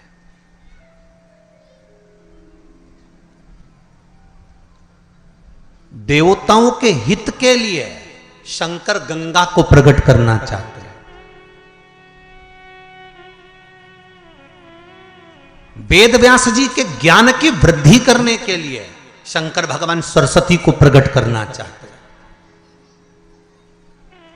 संसार में बहुत गरीब से गरीब भी लोग रहेंगे जो अपने घर में शंकर की मूर्ति अगर रखेंगे तो उनके पास यज्ञ करने का पैसा भी नहीं होगा, हवन करने का धन भी नहीं होगा। इसलिए शंकर भगवान नर्मदा जी को प्रकट कर दिया। कौन सी नदी प्रकट करी? नर्मदा।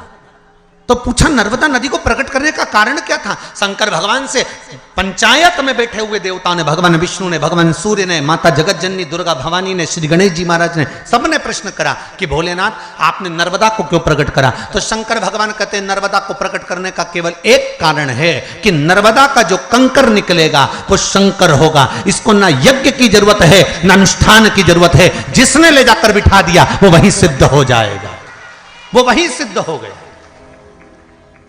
उसको प्राण प्रतिष्ठा की भी जरूरत नहीं है, वो तो जहां रखा वह सिद्ध है।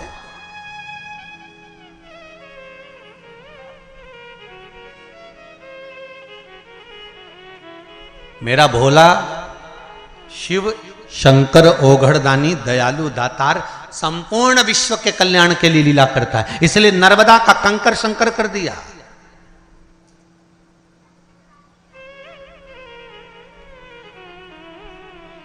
और शिव कृपा, शिव दया, शिव करुणा किसको कहते हैं?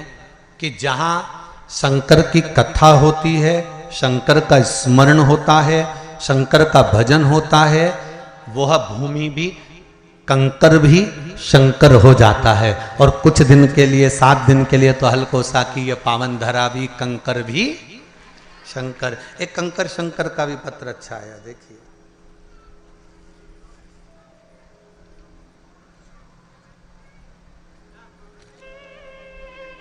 दीपक साहू, रूवा, रूवा लिखा है, रवा लिखा है, देख लेना है, रूवा, हाँ, जिला दुर्ग, छत्तीसगढ़। आपने, आप तो पास में ही हैं, जरा माइक पहुंचाइए, कॉर्डलेस दीजिए।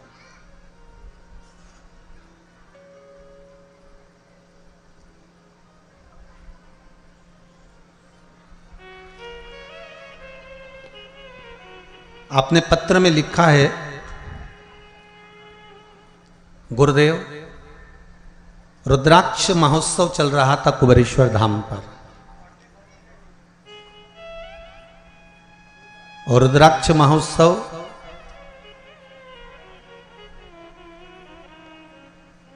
जब कुबेरेश्वर धाम पर चल रहा था तब हम लोगों ने टिकट करवा रखे थे। 10 लोगों के सबके टिकट हुए और सबने टिकट करवाए। गुरुदेव सबके टिकट कैंसिल भी हो गए क्योंकि आपने व्यासपीठ से सबको आने के लिए मना कर दिया था। सही है? श्री शिवाय नमस्तुभ्यं। श्री शिवाय नमस्तुभ्यं गुरुजी। कहाँ से हैं बाबू आप? ग्राम रुदा, जिला दुर्ग। कहाँ है ये? दुर्ग के पास, दुर्ग से 30 दुर्ग छत्तीसगढ़ से। जी जी, क्या कृपा करी बाबा ने? जी, जैसे ही मैं कुबेरेश्वर धाम से आया, मेरा काम पेंटिंग का काम करता हूँ। आपका टिकट कैंसिल नहीं हुआ था क्या? हो गया था। हो गया? नहीं हुआ था टिकट। मैं टिकट कैंसिल करने के लिए स्टेशन गया, जहाँ से टिकट कैंसिल करवाया वहाँ गया, बिलासपुर। आवाज बढ़ाइए बाबू। हाँ, मैंने टिकट कैंसिल करने के लिए स्टेशन गया और जहाँ से करवाया वहाँ गया, वहाँ से भी नहीं हुआ तो बिलासपुर फ़ोन लगाया। मेरे दोस्त रेलवे में हैं, बोले आपका टिकट कैंसिल नहीं हो पा रहा है। तो मैं सोच में पड़ गया कि मैं क्या करूं जी। तो फिर मेरा तो ध्यान कुबेरेश्वर धाम पे था, तो फिर मैं बिना सोचे ही अकेले निकल पड़ा। और जैसे ही मैं वहाँ गया, अच्छा दर्शन हुआ, जगह भी सामने मिल गया मेरे को। उसके बाद जैसे ही वहाँ से आया, दूसरे दिन से रोज़ फ़ोन आता है कि यहाँ काम है, वहाँ काम है। मैं बता नहीं सकता बाबा जी, ऐसा लगता है कि मैं कुबेरेश्वर धाम पे ही रहूँ। जय हो, जय हो। आपने एक लाइन बड़ी सुंदर लिखी है। मैं एक बात सबको बोलना चाहता हूं कि एक बार कुबेरेश्वर धाम जरूर जाएं। ये आपने लिखा है पत्र में, मतलब कुबेरेश्वर बाबा ने आपको दिया ना, बस। श्री शिवाय नमस्तोभ्यम। बैठिए, बहुत बहुत साधुवाद। शिव कृपा ही ऐसी है। अब जहां जैसे लिखा है इन्होंने, दीपक जी साहू ने, कि गुरुदेव सबके टिकट कैंसिल हो गए, मेरा नहीं हुआ। मतलब कहीं ना कहीं बाबा को बुलाना था। अब आपने बिलासपुर तक विचार कर लिया टिकट कैंसिल करने के लिए, सारा दम लगा लिया, पर शिव को नहीं कराना था। शंकर ने बुलाया और आप चले भी गए, पहुंच भी गए, और बाबा ने कृपा करी, और ऐसी कृपा करी कि 10 जगह से काम के लिए फोन आना चालू हो गया और बाबा ने आपको काम दे भी दिया। ये शिव की कृपा। आप विश्वास रखकर अगर कथा को श्रवण कर रहे हैं, विश्वास रखकर कथा स्मरण कर रहे हैं, मैं फिर निवेदन करूंगा, भले आस्था चैनल पर कथा सुन रहे हो, चाहे मोबाइल पर कथा सुन रहे हो, चाहे फेसबुक यूट्यूब पर कथा सुन रहे हो, चाहे पंडाल में बैठकर कथा सुन रहे हो, आपकी चित्त वृत्ति मन विश्वास के साथ अगर कथा सुन रहा है तो ये मानकर चलना कि 3 महीने में बाबा कुंवर भंडारी आपके भंडार भर ही देगा, ये पक्का है। अब उससे प्रार्थना तो करो। अब शिव पुराण कह रही है महाराज, पंच तत्व से बना ये शरीर, पंच तत्व से निर्मित ये ब्रह्मांड, और शिव पंचायत के वो 5 देव इस पंच तत्व के मूल स्वरूप हैं। पंच तत्व में जल की मात्रा ज्यादा है, इसलिए उसका जो मूल है वो श्री गणेश जी महाराज। दूसरे नंबर पर हैं पंच तत्व में वायु, और वायु के अगर कोई देव मूल रूप से माने गए हैं तो वो भगवान विष्णु हैं। शरीर में वायु का एक मूल स्थान है।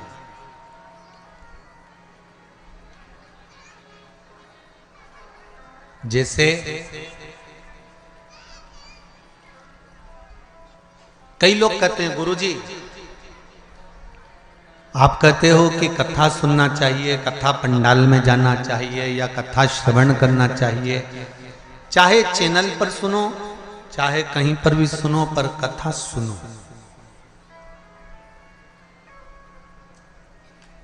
भाई, एक बच्चे ने प्रश्न किया था कि आप कहते हो कि भगवान सब जगह पर है, तो फिर हमारी मम्मी तुम्हारी कथा में क्यों जाती है? जब भगवान सब जगह पर है तो हमारी मम्मी को कथा में जाने की जरूरत क्या है? हमने भी वही कहना चाहते हैं। हवा सब दूर है, बोलो सही है कि गलत है? बोलते जाओ जरा जम के, सही है। हवा सब जगह पर, और गाड़ी के पहिया पंचर हो गया हो, उसकी हवा निकल गई हो, और तुम किसी से जाकर कहो कि तुम पहुंच गए छुरिया में और वहां जाकर तुमने कहा कि साहब हमारी गाड़ी के पहिए की हवा निकल गई है, और कोई तुमसे कहे हवा तो सभी जगह पर है, हवा की कोई कमी नहीं। अभी हम छुरिया तो नहीं गए, पर जाएंगे जरूर एक बार। नाम इतना जोरदार है तो घूमने में क्या दिक्कत है? तो कोई तुमसे कहे कि सब हवा निकल गई है पहिए की, और हवा तो वो कोई तुमसे कहे ज्ञान की बात है, हवा तो सभी जगह है। तो सब जगह है तो पहिए की हवा सभी जगह है, सभी जगह। ठीक। अब तुमने सोचा ये तो पागल है, इसके क्या मुंह लगना। फिर किसी के पास गए, वहां जाकर तुमने कहा भैया हवा, हमारी गाड़ी के पहिए की हवा निकल गई, तो वो तुमसे कि हवा तो अच्छे अच्छे की निकल जाती है।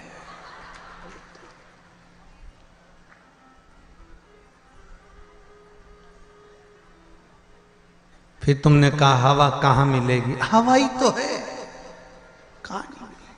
सब जगह हवा है। मनुष्य में भी हवा भरी हुई है। ओहो, 4-5 जगह गए और हवा कहीं पूछा, फिर कहीं गए, साहब गाड़ी के पहिए की हवा निकल गई, हवा कहाँ मिलेगी? तो कहा फ्री है, सब जगह है, पहिए में हवा डलवाना। फिर कोई ने कहा ये हवा की दुकान है, यहाँ एक मशीन लगी हुई है, उस मशीन से टायर में हवा जम के बोलो जरा भरी जाती है। बिना मशीन के टायर में हवा भरा जाएगी क्या? बोलते जाओ जरा दमदारी से। नहीं, उसी तरह मेरा उस बच्चे से निवेदन है जिसने कहा था कि जब भगवान सब जगह पर है तो हमारी मम्मी तुम्हारी कथा में क्यों जाती है, तो उस बच्चे को समझाना चाहूंगा, हवा सब जगह पर है, भगवान कण कण में बैठा हुआ है, पर मशीन तो यही लगी हुई है जो भर देती है।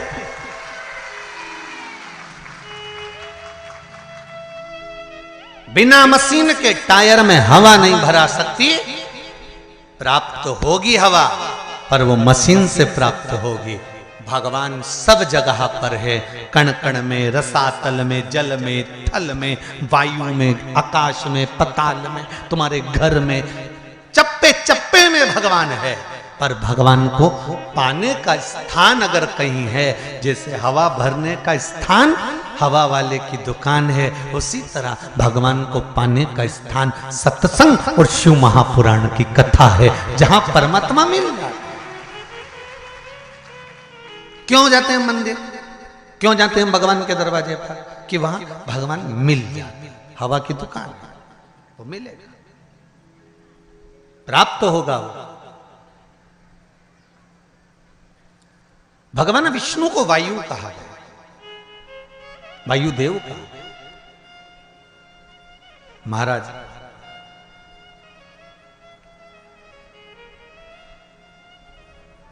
इस मनुष्य के शरीर में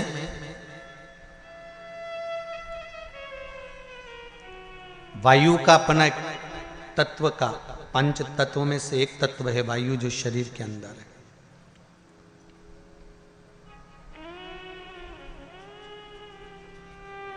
और उस वायु को एकाग्रित रखने के लिए हमारे यहां मंत्रों का प्रभाव है, मंत्रों की प्रबलता।